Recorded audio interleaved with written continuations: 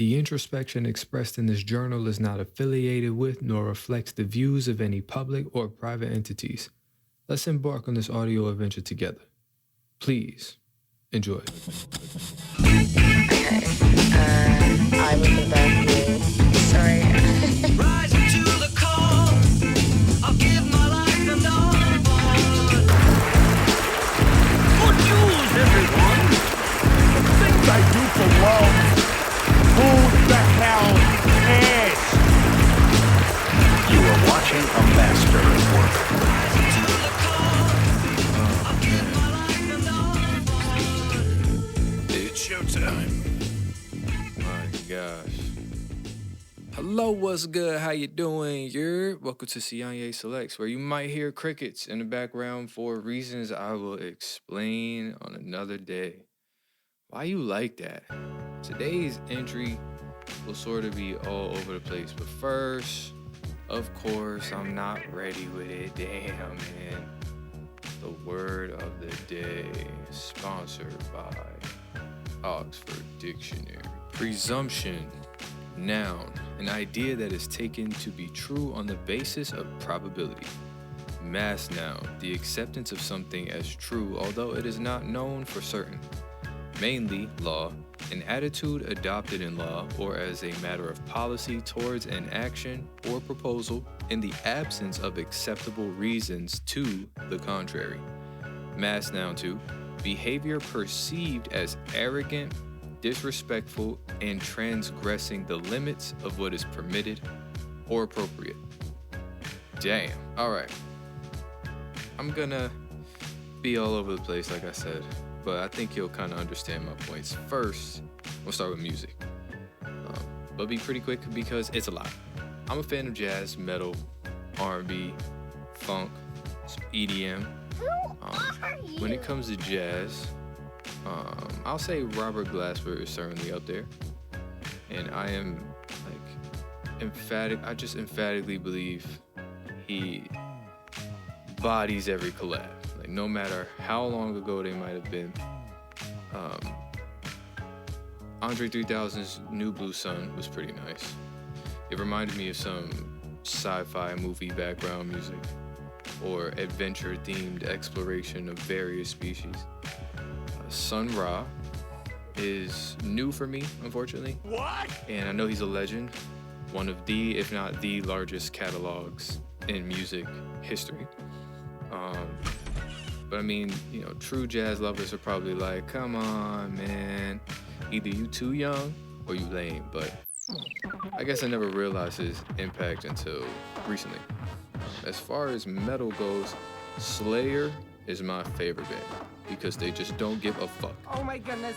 How they manage to be kind of deep and intricate in their musicality is great. Minus all the atheistic bullshit. You know what I'm saying? Can't do that. But overall, pretty amazing. And they never veered from their fan base. They didn't get so pop to where they completely said fuck everybody, or they changed the sound where it was just not familiar anymore. I think my favorite psychedelic rock band is The Life and Times. Congratulations. I first heard one of their songs years ago. I was playing Saints Row, bro. And on the fucking Saints Row radio, I just started becoming a listener. And then it kind of ties into the surf rock-esque. And I feel like my favorite goth rock, surf rock dude, Waves. He kind of sounds like a band all by himself. He's cool to listen to during idle time, you know, long car rides at night, because some of his shit is spooky. But, you know, if there's anyone who listens and gets high, you might fuck with it, right? If you listen to that, or you listen like shoegaze, I'm pretty sure that would be for you. When it comes to R&B-ish music, I think Msaki is my go-to. Sounds good. That woman, she makes me cry listening to her voice, man.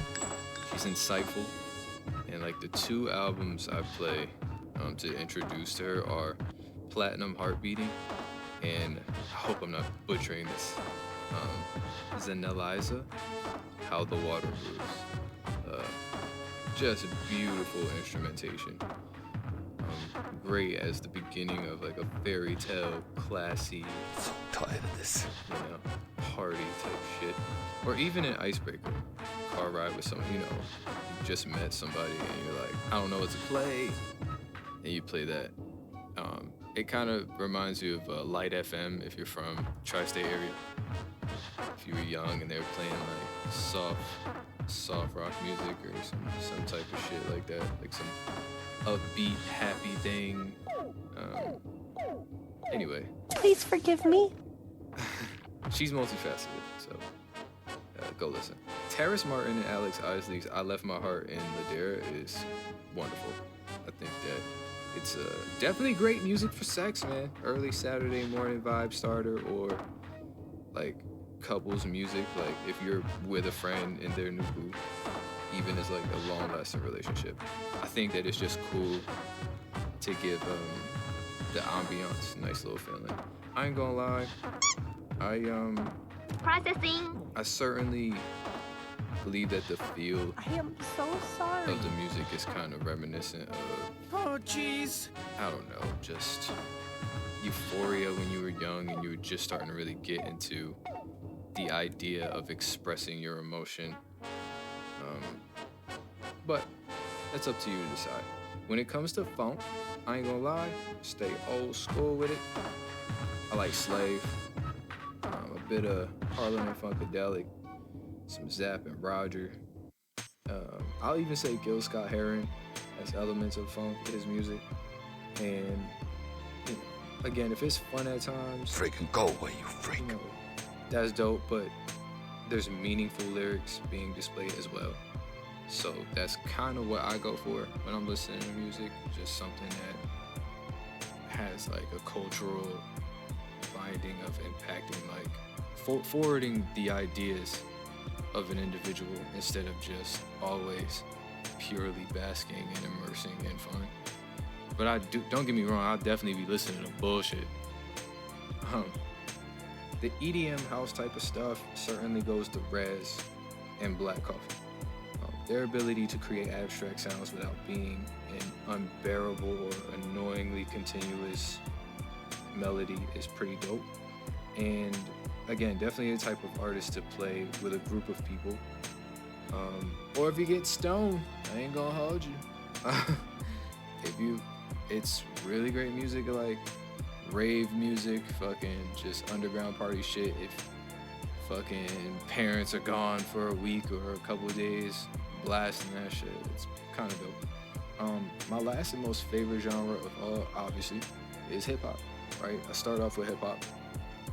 Madlib is the songs that I played. I don't know, man. It's just Stepping Into Tomorrow is the intro song for the first half of this. And then The Call is the intro song for the second half of this. But I'm not even gonna do producers. I'm just gonna do rappers, like my top 10 rappers. And in no particular order, because I know how niggas get. It's MF Doom, Currency, Black Thought, Ransom, Rob Marciano, Ka, Yasin Bey, or Mos Def, Willie the Kid, Absol, and Andre 3000. But, again, that doesn't mean I don't listen to other artists. And those aren't the albums I'm encouraging you to listen to. Like, I'm not even going to give descriptions, just because I've gone on long enough. But I'm a listener, and just message me about which one you enjoy, or a couple songs you might have liked from each album, or something that you think I should listen to myself. So I'll give you something over the last year that I think has been pretty dope. Over the last 3 years. Mick Jenkins, The Patience, really cool. The guy, independent, he ends up getting into completing the circle and like fulfilling all of his goals and his dreams being able to just shed like his past, which wasn't really, it just wasn't anything that was respectable according to him. But that's up to you to decide. Ransom, heavy is the head. Now that shit is what made me get into dude. He is a lyrical genius. Like, the guy is very subtle. You know what I'm saying? It's very, very subtle. And it's harsh. It's street music.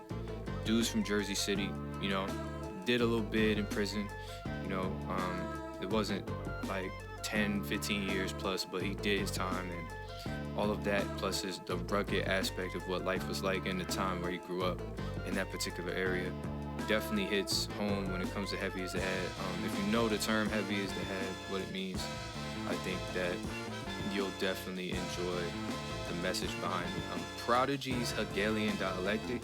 Wow, I want to say that was the last album he put out. It was a cool fusion of modern melodies mixed with poetic synchronicity, you know, just being able to just come off the top with how you feeling. You know, Prodigy wasn't always one to have like a rhyme scheme. Like, his pattern wasn't always something that was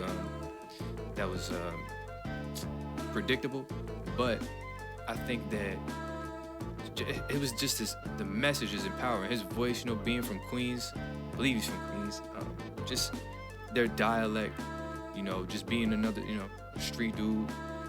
As time moved on, you realize he wasn't, you know, his prowess wasn't as, like, I don't know, barbaric as it may come off with his sound.